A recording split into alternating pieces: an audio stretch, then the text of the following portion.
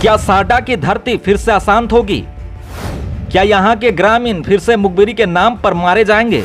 उठो जागो सांडा वासियों, अब खींच लो लाल तलवार।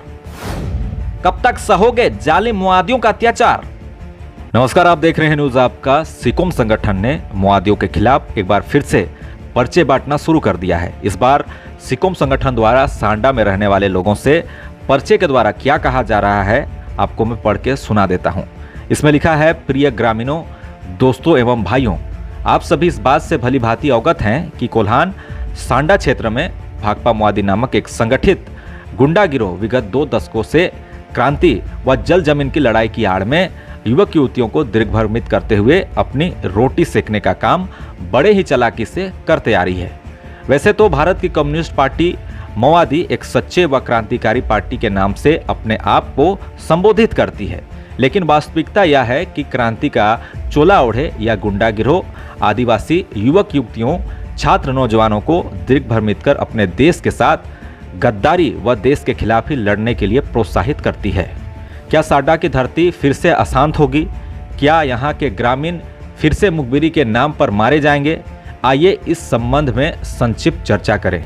इसमें आगे लिखा है, ज्ञात हो कि कोल्हान वन क्षेत्र जो माओवादियों के लिए विगत 10 सालों से एक मजबूत व सुरक्षित ठिकाना बना हुआ था, पिछले 2 सालों से सुरक्षा बलों के द्वारा चलाए जा रहे एंटी नक्सल अभियान व नए बन रहे पुलिस कैंप से नक्सली बैकफुट पर आ गए हैं। अपना मजबूत व सुरक्षित ठिकाना कोल्हान वन क्षेत्र को छोड़ सांडा की ओर भागने के लिए मजबूर हो गए हैं।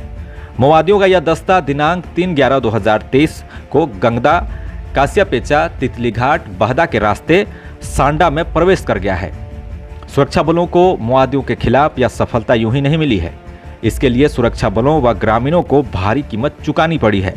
नक्सलियों के द्वारा पहाड़ियों, पगडंडियों पर लगाए गए बमों व स्पाइक होलों से दर्जन से ज्यादा सुरक्षा बल व ग्रामीण घायल हुए हैं। 15 से ज्यादा आम ग्रामीण बम की चपेट में आकर अपने प्राण गंवा चुके हैं। इसके अलावा अनगिनत गाय, बैल, बकरी, जंगली सुअर, बंदर मारे गए हैं।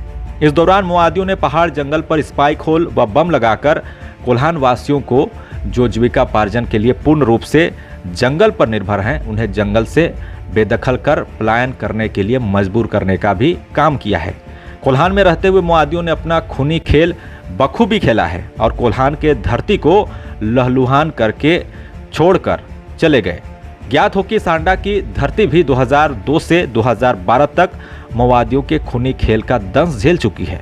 पूर्व में यहाँ दर्जन से ज्यादा लोगों की हत्याएं पुलिस मुखबिरी के नाम पर माओवादियों के द्वारा की जा चुकी है। क्या माओवादी पुनः सांडा में अपने खूनी खेल इसी तरह से करेंगे? क्या सांडा की धरती फिर से अशांत होगी? क्या यहाँ के ग्रामीण फिर से मुखबिरी के नाम पे मारे जाएंगे? कोल्हान में माओवादियों के द्वारा मुखबिरी के नाम पर मारे गए निर्दोष ग्रामीणों की सूची आप देख सकते हैं। इसमें वर्ष 2016 में ग्राम लोंचो, थाना सोनवा के धान सिंह जामुदा और लोबो लोहरा की हत्या हुई थी। वर्ष 2016 में ही नचलदा की एक महिला जयंती तेसुम की भी हत्या हो गई। वर्ष 2016 में ही ग्राम हलमात, थाना टेबो निवासी गालूपूर्ति व सामूपूर्ति की हत्या हुई। 2017 में बंदोकुआं, थाना गुदड़ी निवासी सोमापूर्ति व बिरसा की हत्या माओवादियों ने मुखबिरी के नाम पे की थी। गांव छोड़कर गोलकेरा में रहने व सरकारी योजना का लाभ लेने के कारण वर्ष 2017 में ही माओवादी कमांडर जोसेफ अंगरिया के बड़े भाई ग्राम संगाजाटा, थाना गोलकेरा निवासी भीमसेन अंगरिया की हत्या हो गई। वर्ष 2019 में ग्राम मेलपी, थाना सोनवा निवासी बागुन बोदरा और डांगो डाहिल की भी हत्या हुई। 2019 में ही नचलदा के ग्रामीण मुंडा लखन हेम्ब्रोम की हत्या भी मुखबिरी के नाम पे हुई है। वर्ष 2020 में मुर्गा व बकरी व्यापारी ग्राम भालू रुंगी, थाना सोनवा निवासी राजकिशोर गोप की भी हत्या हो गई। 2020 में ही रेंगड़ा हाथू, थाना टोंटो निवासी राशन डीलर बजाय मुंडारी की हत्या मुखबिरी के नाम पर माओवादियों द्वारा की गई। 2020 में ही ग्राम पोंगा, थाना छोटनागरा निवासी सुरई बांदे की हत्या माओवादियों के द्वारा की गई। 22 दिसंबर 2021 में ग्राम गितिलिपि, थाना गोलकेरा निवासी बस चालक प्रेम सुरिन की हत्या हुई। 29 दिसंबर 2021 में ही ग्राम पालू हसा, थाना गोलकेरा निवासी वनकर्मी बोयराम लुगुन की हत्या हो गई। 10 जून 2022 को ग्राम पासूबेड़ा, थाना मुसफिल निवासी धानसर सुरिन की भी हत्या हुई। 15 दिसंबर 2022 को कुदाबुरु निवासी डोम चाकी की हत्या हुई। दिसंबर 2022 को कुदाबुरु निवासी डोम चाकी की हत्या हुई।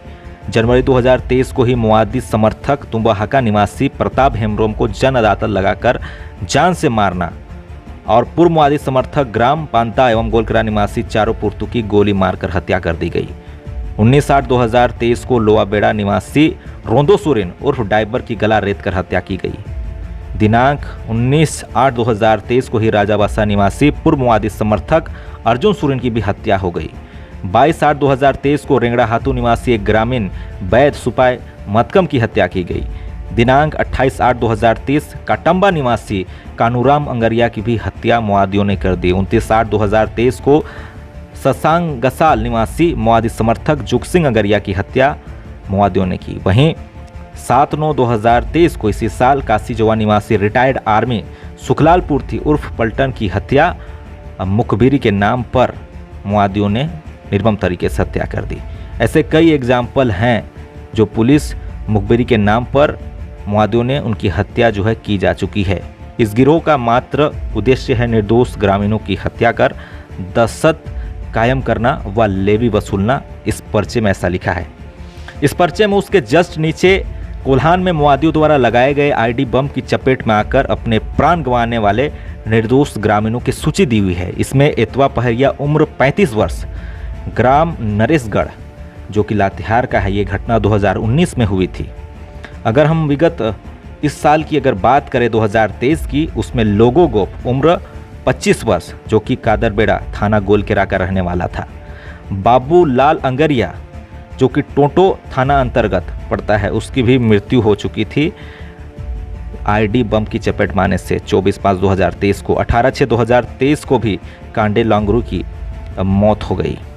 यहाँ पे देख सकते हैं किस तरीके से यहाँ पर पूरी लिस्ट दी हुई है जो कि आईडी बम की चपेट में आने से लोगों की मौतें हो गई हैं, क्योंकि जंगलों में आईडी बिछा दिए जाते हैं जिसकी चपेट में आम ग्रामीण और सुरक्षा बल के भी जवान आ जाते हैं।